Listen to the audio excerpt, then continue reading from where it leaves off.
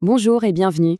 On le sait bien, quand on gère un salon ou un spa, il y a une chose qui nous obsède tous les jours, la rentabilité. C'est le nerf de la guerre, pas vrai?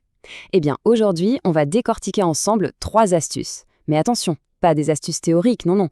Des trucs super concrets qui ont déjà fait leurs preuves pour vraiment faire décoller les profits.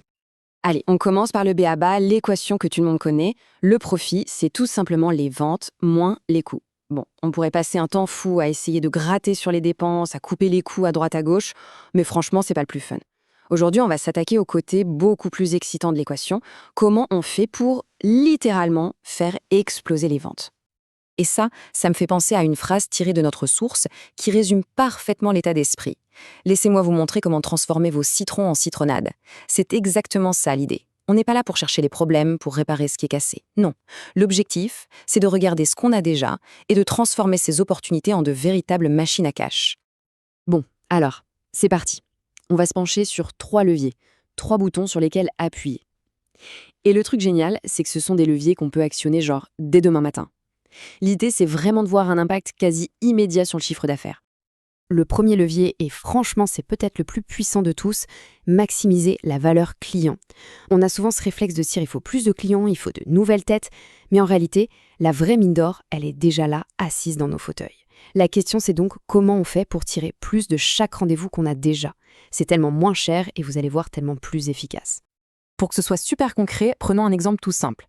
Imaginez un service que tout le monde propose, un soin du visage standard. Allez, disons qu'il est affiché à 100 euros. Ça, c'est notre base.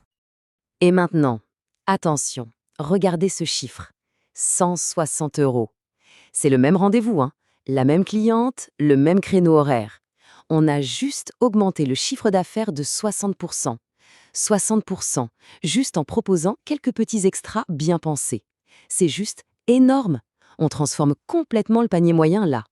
Bon, d'accord, l'idée est super séduisante, c'est clair. Mais la vraie question, c'est concrètement, on fait comment? Comment on met ça en place sans que ça devienne une usine à gaz? Eh bien, la bonne nouvelle, c'est qu'il y a une méthode, une vraie marche à suivre.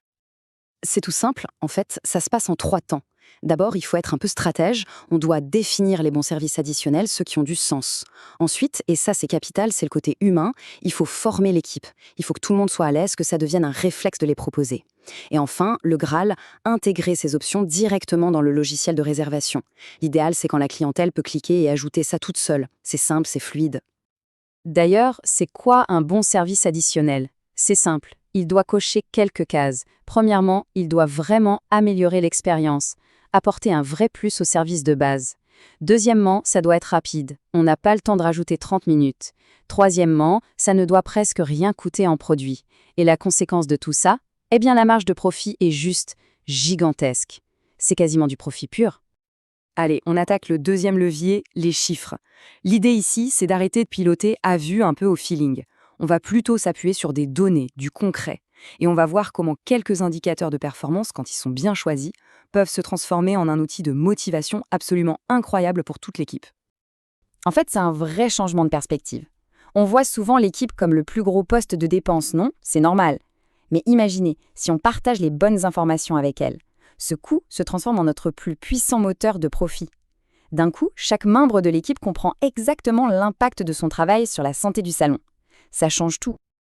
Alors, attention, le but du jeu, ce n'est pas de noyer tout le monde sous des tableurs Excel et des graphiques compliqués, hein. On n'est pas à la bourse. Non. La clé, c'est de choisir. Alors, la question à 1 million, quels sont les quelques chiffres, les quelques indicateurs qui comptent vraiment?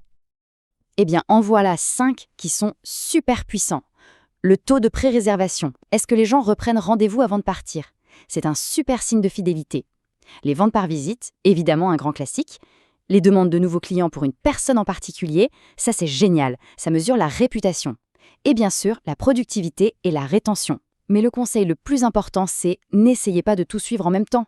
Choisissez-en 3. 3 maximum pour commencer. Simple, focus, efficace. Et c'est là qu'on voit toute la magie des chiffres. Ils ne mentent pas, ils sont objectifs. Regardez cet exemple, c'est parlant. Si une personne de l'équipe vend en moyenne 3 produits à chaque visite et une autre 0, eh bien ce n'est plus une question de « je pense que ». C'est un fait. Et ça permet d'ouvrir une discussion hyper constructive. Le but, ce n'est jamais de pointer du doigt, mais de dire « Ok, comment je peux t'aider à arriver au même niveau? Qu'est-ce qu'on peut faire ensemble ?» Allez, troisième et dernier levier, le marketing. Mais attention, là on oublie tout de suite le marketing bazooka où on arrose tout le monde avec le même email en croisant des doigts. Non, on va parler de marketing de précision. On sort le scalpel. L'idée, c'est d'envoyer le bon message à la bonne personne et pile au bon moment. Regardez bien ce graphique. Au lieu de s'adresser aux 100% de la base de données, on va plutôt zoomer sur un tout petit segment, mais un segment qui a une valeur énorme. Par exemple, ce petit 10% de clients qui sont venus, mais qui n'ont pas encore repris de rendez-vous. C'est eux qu'on va aller chercher. C'est là que se cache une opportunité incroyable. Franchement, c'est le jour et la nuit. D'un côté, on a l'email de masse, le truc impersonnel qui crée pub et qui finit direct dans la case spam, que ce soit dans la boîte mail ou dans la tête des gens, zéro pertinence, zéro engagement. Et de l'autre, on a le message ciblé. Et là, tout change. Ce n'est plus du tout un spam, ça devient une invitation personnelle. Et devinez quoi? L'engagement, il explose. Je vous donne un exemple tout bête, mais qui est redoutablement efficace. Imaginez, on isole la liste des clientes qui ont déjà fait un soin du visage chez nous, mais qui n'ont pas encore repris rendez-vous. Et hop, on leur envoie une petite promotion juste pour ça. Pour elles, ce n'est pas une pub intrusive, c'est une offre qui tombe pile au bon moment, et là, croyez-moi, le taux de conversion n'a plus rien à voir. Voilà, on vient de voir nos 3 grands leviers. Maintenant, pour que tout soit bien clair, on va résumer ça en un plan d'action super simple. Au final, tout se résume à ces 3 points. Levier numéro 1, la valeur client.